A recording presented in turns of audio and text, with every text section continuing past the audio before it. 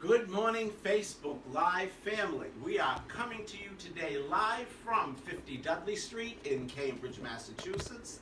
We are Center for Spiritual Living, Greater Boston. My name is Reverend Ed Tansey, and I, along with Rev G. Stewart, are privileged and so honored to be the co-founders and spiritual leaders of this wonderful, fabulous, fantastic spiritual family here. And at this center, we learn and we practice the science of mind philosophy, which is the study of life and the nature of the laws of thought. I invite you to visit our website, cslboston.org, where you can find out more about our spiritual family, this phenomenal philosophy called the science of mind, and see how our community can serve you. And if you are being spiritually fed by this message, you can include us in your prosperity circulation of tithing practice with your tax-deductible contributions that you can make right online by touching that donate button. And I will say before I begin my talk, both Rev G and myself, and along with our spiritual family, wish each and every one a joyous, peace-filled, love-filled Thanksgiving Day, sharing all of that energy that is in each and every one of us with our family, our loved ones, our friends, and bless you all on that day. So, the 2000, hold on, I have to get my clicker assistant here, thank you. The 2018 CSL Center for Living theme is 100 Years of Science of Mind. And our November's theme is freedom from fear and error thinking. And my talk today is if the blind lead the blind. I think of what Jesus said as quoted from Matthew 15, verse 14. If the blind lead the blind, they will both fall into the ditch. Now, by falling into the ditch, I believe what Jesus meant was that you're losing sight of the truth that is behind of what is in front of you. You are losing sight of the truth behind what is appearing in one's outer experience. The ditch is the actual losing sight of what the truth is, whatever that may be in any situation at any specific time. Be it a situation concerning a person's health, a person's finances, a person's relationships, or a person's well-being. You know, as we live our daily lives in this outer world, as I call it, all of the busyness, all of the different things that happen can really cause one to lose sight of the truth of their individualness, of their individual being. And that truth never changes. It's constant. So personally, when I think of that ditch, this is what comes to mind for me. A ditch is a place that's really not nice to be in. It's muddy. It's a hole that is filled with stagnated water, or any situation that is very negative or uncomfortable. That's what I think of when I think of a ditch. So I'd like you to listen closely and see, like, what I'm going to say now is making sense to you. Many of you know we have practitioners in our philosophy, and a major part of their first year of training in the practitioner program deals with them, each one of them, doing a deep, deep inner work for that purpose of gaining a deeper understanding of themselves And what they're doing is they're uncovering and understanding their feelings, their beliefs, their biases regarding all of the many different areas in their lives. So you see, a practitioner in training during that first year is really opening themselves up for a deeper understanding.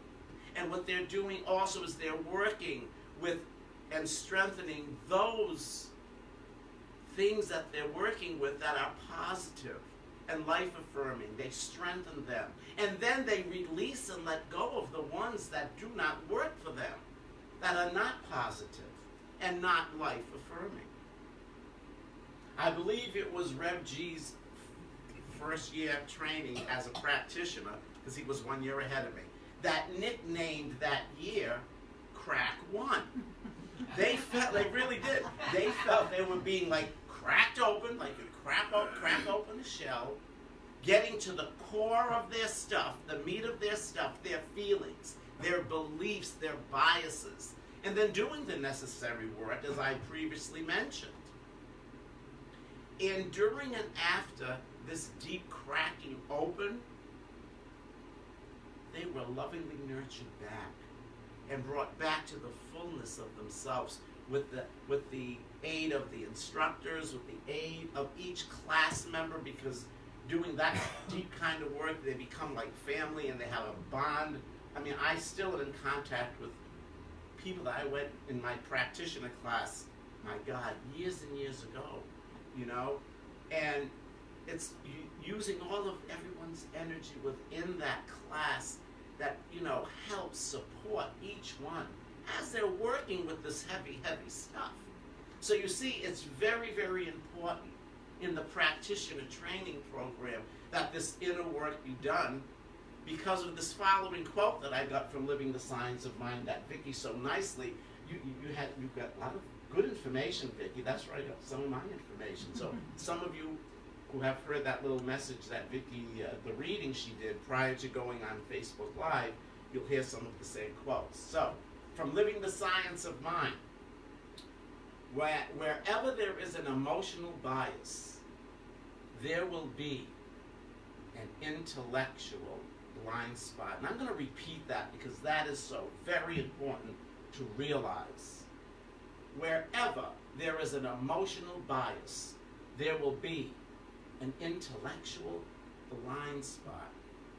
So for me, I see it as that one really cannot see or think with clarity and truth at what one might be looking at, because they're too emotionally affected by their feelings and their thoughts and these biases. You know, it was Jesus, as it's stated there, who understood it. And that is why he said what he said. If the blind lead the blind, they will both fall into the ditch. So the importance, people, the importance of the practitioner of working within themselves, especially during that first year of training, is because a practitioner has clients who come to them. And if a client comes to them, let's say, who's wrapped up in the outer world of their experience, which is usually one of the reasons that they come, who is so wrapped up that they're losing fact of the truth, and we never deny what their story is. We listen, we understand, what we do is, they have lost sight of the truth, but we work through their stuff to see the truth, to realize the truth behind the experience that they're having, or that's what's manifesting presently in their lives. And it is the job of the practitioner to do that, to see through those appearances and to realize with clarity what the spiritual truth is behind the person's experience, behind that condition that appears in the outer world for that person. So, an example that came to me would be this. If someone came to me for a practitioner session, and through working with me and listening to them, and we uncovered that this person had an unconscious hatred, let's say for his father. And if I had that same feeling about my own father and I didn't work on that and clear that up, I may as well stop the session right there, because it's not going to benefit that person, because I will not be able to see with clarity the block in that person. Because if we had the same kind of block, the block within that person was the block within me, and I haven't worked on it, I'm not going to be able to work clearly with that person. So this is one of the reasons it's so important, people, to do that inner work. You know, and I mentioned practitioner, but it's important for each and every one of us to do that inner work. Would you agree? Yes. You know, to clear up those feelings that aren't going to be supporting for you to live that balanced, harmonious life. People, do the work. Do the work. And that's what we work so much on here, I believe, at any Center for Spiritual Living, of really getting in touch with who and whose we are. So, that is something that so many of us feel so strongly about. You know, it's not only important for the practitioner to clean up their act, but it's important for all of us, as I say, to clean up that act, so that we can think and be truthful with ourselves and have clarity in a situation. Because when we do have those emotional biases and those feelings and thoughts and beliefs that are not in alignment with positivity, with love, with inclusivity, with forgiveness, what happens? What happens? Anybody?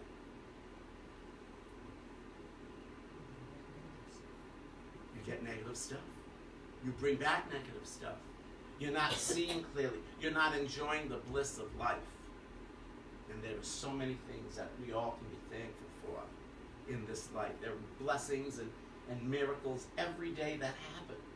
But we've got to clean up the stuff. Clean up the meat that's rancid with inside the shell, as I call it. Ooh, I'm thinking of like a nice walnut, whatever. So, see how that came into my being. So I want to just talk about, again, some stuff about emotional bias, as quoted from Stephen Wright. So if this first slide will come up.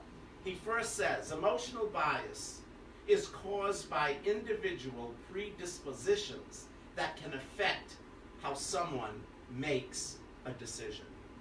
Number 2, emotional bias is how an individual will frame information and make decisions. And number 3, emotional bias is not deliberate, but is a spontaneous reaction. So emotional bias has that ability to bring about a spontaneous reaction. Now, if you notice, I didn't call it a response. I said a reaction. Just think about that. Take that into contemplation, maybe during the week. So, emotional bias. Let's be real. We all have them, don't we? We all do. I know I do. I believe this is one of the reasons. This is one of the reasons that we find it strange sometime, maybe, when we see someone that we know and we might consider having it all together, that we feel that they're irrational, that some of their behaviors in relation to certain situations are irrational. And then we might further say, how could so-and-so believe and act the way they are believing and the way they are acting? Emotional bias usually comes from deep within you, as I said before, deep within one's consciousness. And that's where the block comes into play, enabling them not to think straight on any particular subject. So,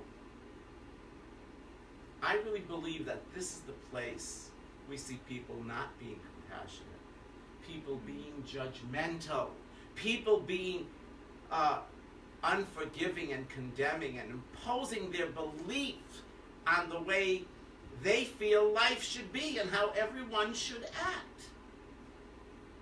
So remember, when there is undealt emotional biases, when we're not dealing with them, this is when the situation, I think, becomes negative,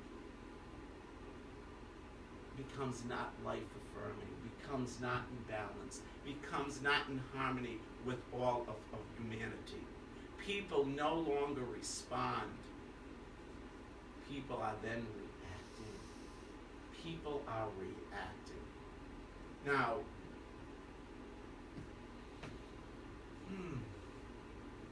for any problem one might have, I want you to think about this.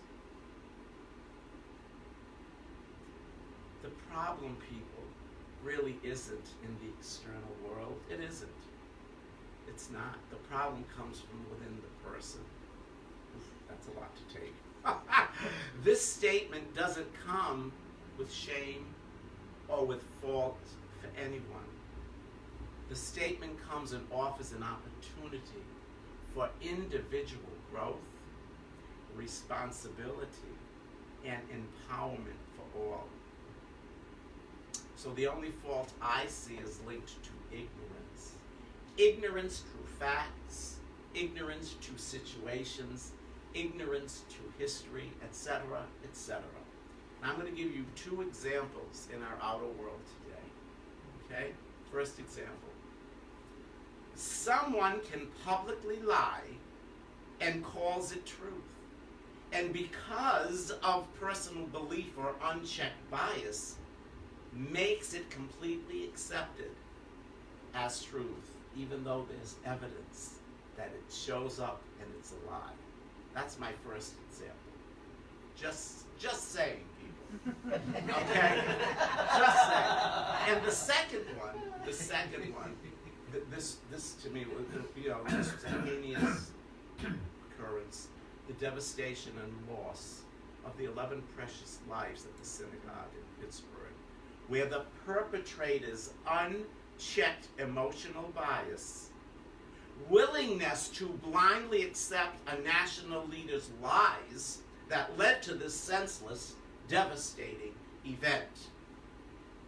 And we know, though, people, that even in this event, which is really beyond any of our human comprehension, that the divine is there bringing its love along with our prayers and compassion and comfort to all involved. So I gotta breathe now. Take a deep breath, each of us here.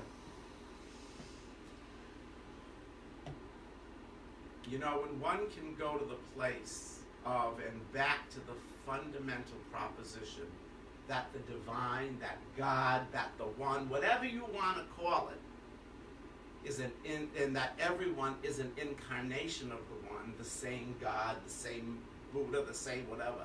This is when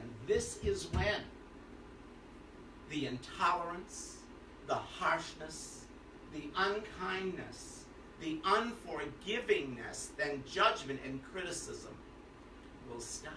It will stop. It comes from and through the understanding and embodiment of that proposition, people. I invite you to keep in mind that we, each and every one of us, are all on a path of evolution. All of us are. Not of the spirit, which is perfect, but with our minds. With our minds, which is so often blindly groping with and being in the dark, because so much is going on that we lose touch with our inner being. We lose touch of our inner truth. And as I said before, that never changes. The nature and truth of who we are is a God-given gift. That's at the core of each and every one of our beings. And that never, ever changes. That love, that compassion, that intelligence, that wisdom, That is already yours. You have it. Each and every one of us has it.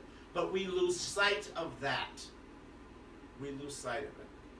So when we learn to understand and respect our differences and see our likenesses, that's when the compassion and the kindness and the love and a world that works for all and all of creation occurs. Would you agree? Would you agree to that? Thank you. Thank you. You know, the more we get to know ourselves, when we do this inner work, and I'm not saying it's easy to do all the time, trust me, it's not easy to do all the time. That is what gives us the pathway to live authentically. And by living authentically, that means we're not following others blindly. We do not follow others blindly and we don't just do something because someone hands it down and says, this is what you should do. And we don't lose ourselves in the process. When one is real, when you're real with yourselves, people, there's less chance of resentment, less chance of danger, and irrational actions that one would express when they're living authentically. And you are coming from love, the love that each and every one of us has, coming from the truth that each and everyone shares together, because it's the same truth for everyone, and living from this truth. We are not just doing or blindly saying and following what people are saying to do. So you see, there's such an empowerment that comes from living authentically. You know, and that's something that Rev G and I, we so live by. We want to be authentic and let our light individually express the divine so that it can be an energy that's uplifting, and all of us have that same ability. So I want to share this story about this family that during the holidays, they were preparing a meal. And after watching her mother cut the ends off of a pot roast and putting it in a pan, the little kid asked her mother, and grandmother, why did they do that? Why did they cut the end of the roast off? So the mother said, I don't know. Then she asked her mom, why did you cut the ends off the roast? And her mother said to her, well, my mother always did it, so I do it, she said. So now the both ladies looked at each other and then said to the little girl, go ask Grancy, who was in the living room. Now Grancy was the great grandmother of the crowd. And she's go ask them why, ask her why they cut the ends of the roast off. So, she said, I don't know why your mother does it, but back then, I did it. And the only reason I did it is that we didn't have a pan big enough to put the roast in. So you see, throughout all of those years, think of all the meat that was wasted. Cutting it off. Think of my stomach. It was like the blind leading the blind. For no real important reason, but, I'll follow what others do and, no question it or whatever. You've got a beautiful mind, everyone. Okay? Don't cut the ends of the roast off. That's all I'm asking, period. So, that's one of my stories.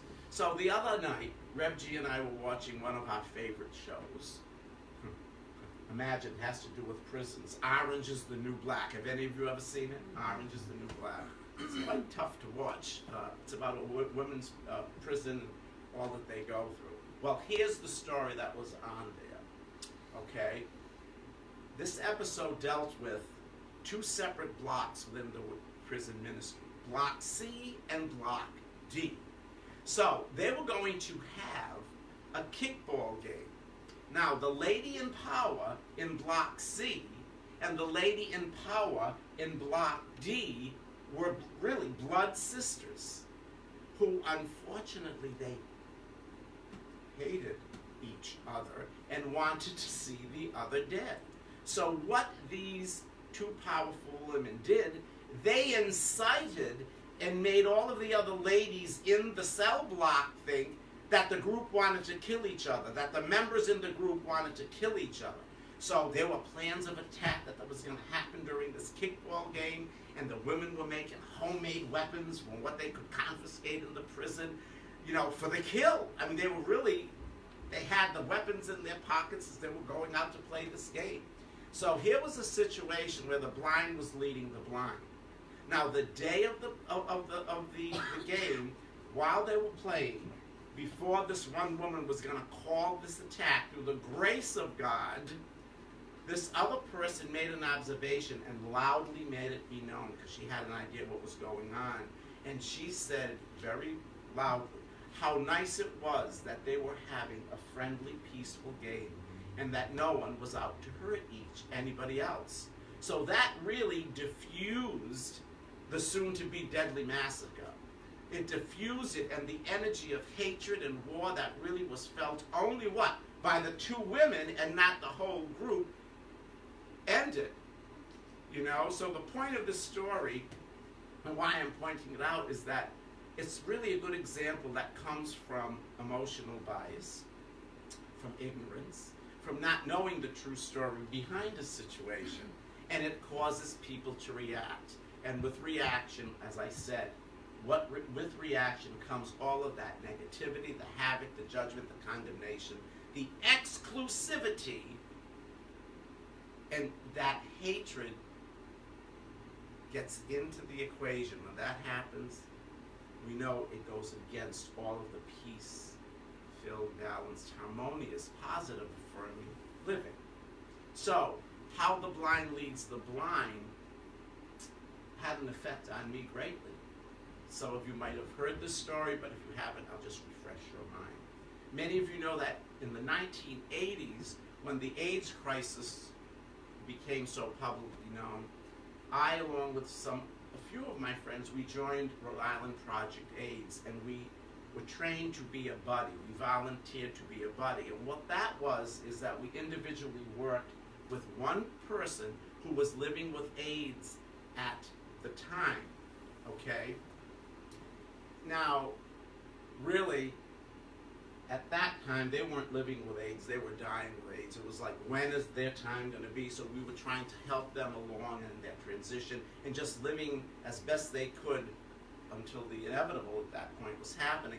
So, this was a time that so many people were fear-filled because they didn't have all of the answers on how the virus was being spread. And it was because of that fact, some of my friends, or people who I thought were my friends, kept their distance from me because they knew what I was doing, being a buddy volunteer, and they were fearful, and they didn't know what the cause was, so they stayed away from me because you're going into their homes, you're actually giving them a hug, you're actually eating off their same dinnerware. So they were very, very afraid. And really, to me, that reminded me of the blind leading the blind. There were nurses and doctors, people during that time, who were very scared. They were unsure. And really, some were so afraid that they didn't want to assist medically with an AIDS patient. And many of us, we found it difficult to find dentists, especially during that time, because the dentists were petrified. So I felt the pain as well as the AIDS patient in relation to being excluded, being abandoned, being condemned, being judged, and experience unkindness. And what I had to keep in mind, that it wasn't the people, the doctors and the nurses and my friends, they weren't full of hate. They were just petrified. They were worried. They were scared. They were full of fear. And it was that ignorance, the fault of the ignorance, that, brought them to the place where they were. So, being with the fault of ignorance, that unworked emotional bias that leads to reactions. And as we said before, the reactions do so much harm for society. Would you agree with that statement? Yes. It really does. So I believe that when one can come from living the truth of love, living that truth of love and the understanding of what it means to be forgiving, what it means to live compassionately. This is when the world in which we live in, the world in which we share with each other, will be a world that works for everyone in all of creation. And that is the Centers for Spiritual Living's global vision. Now, the last thing I want to share with you is that so many of you know here too that not only that I'm, the spiritual leader, one of the spiritual leaders here at CSL Greater Boston, that I have a prison ministry that is very dear to my heart. And some of you know, that I am working with a population that is considered by the majority of society as the lows of low, the lows of life, because all of the people that I am working with are sex offenders. And the consciousness of most people is that they belong not even on this earth. And there was a situation that I want to share with you a few weeks ago that really broke my heart. A few weeks ago, a whole neighborhood turned out and had terrible demonstrations that wreaked hatred, that wreaked condemnation, that wreaked judgment and unforgiveness in front of the home of a newly released inmate. Now, this is what really got me. Even the city's mayor and a representative were part of the crowd. Now, I wonder if anyone in that crowd knew that the person did their time, that they had years of classes and rehabilitation, and the only thing that this man wanted was to have a quiet, peaceful life with the woman he loved. And let me tell you, what I saw ruffled my feathers, and I was so sad. Because of the many demonstrations, because of these demonstrations, the newscast kept showing them on TV night after night. And I saw our society being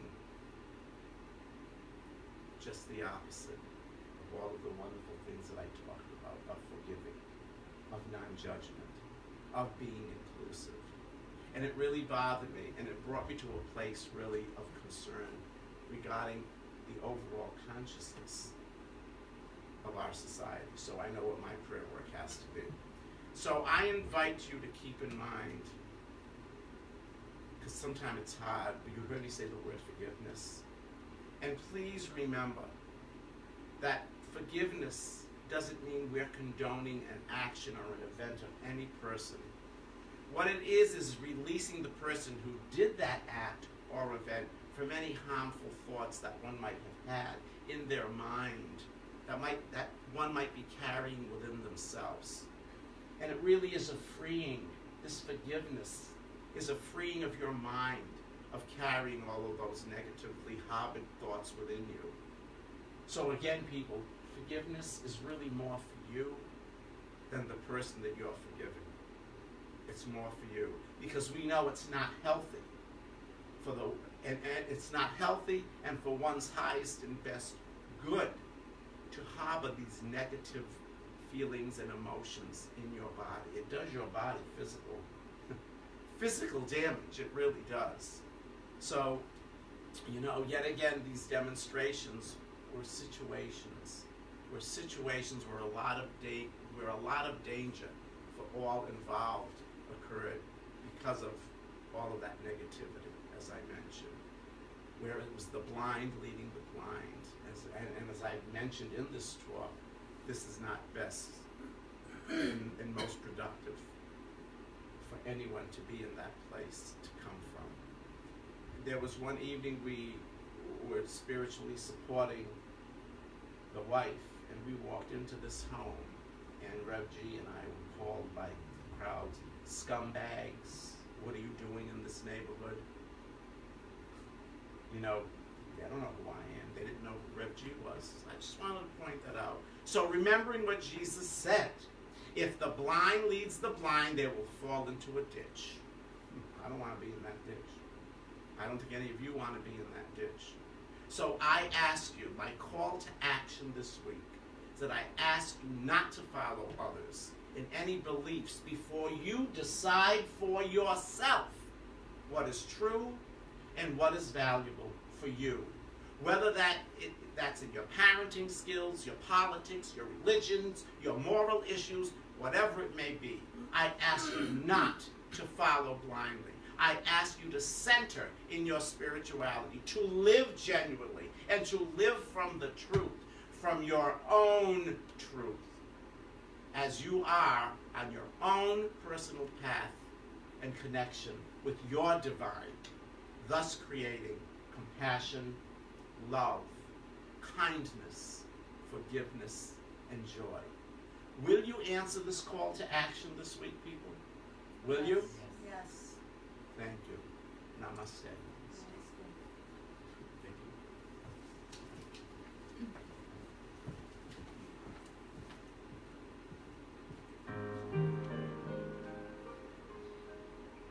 If you are comfortable, you may close your eyes, sit back, and relax as I do my spiritual life treatment.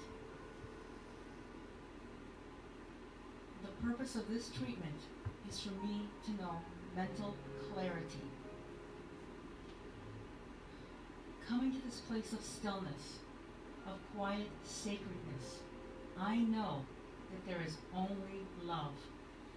This love is God.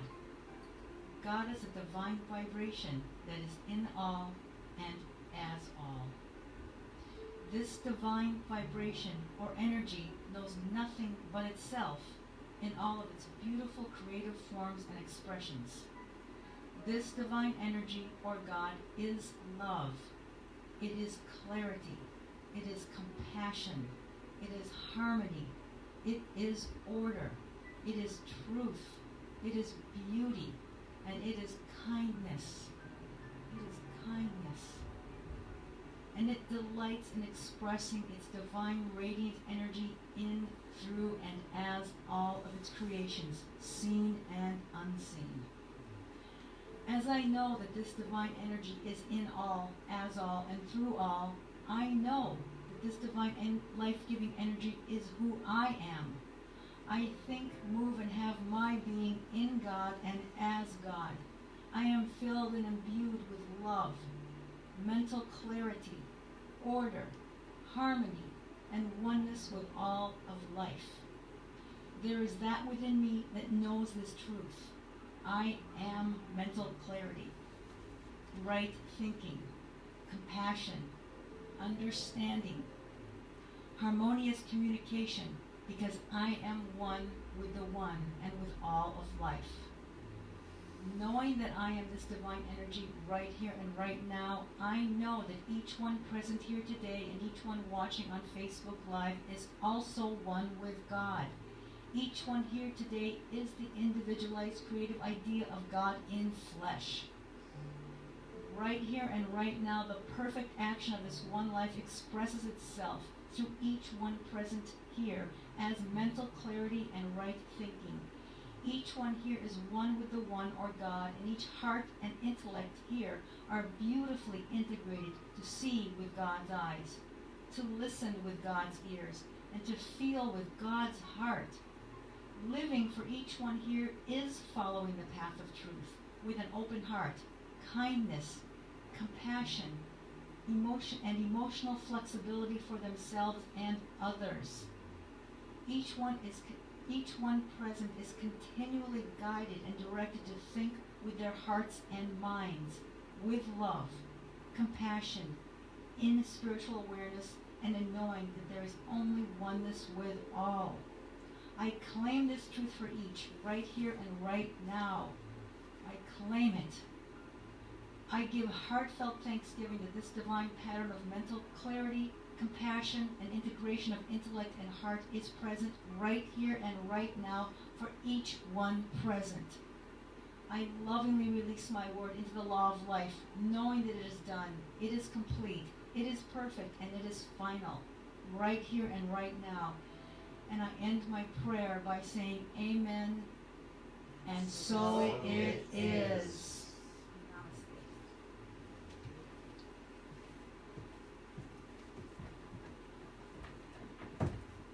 Thank you, Vicky. Vicky is one of our practitioner interns. That was beautiful. And if you will, let's say our affirmation together.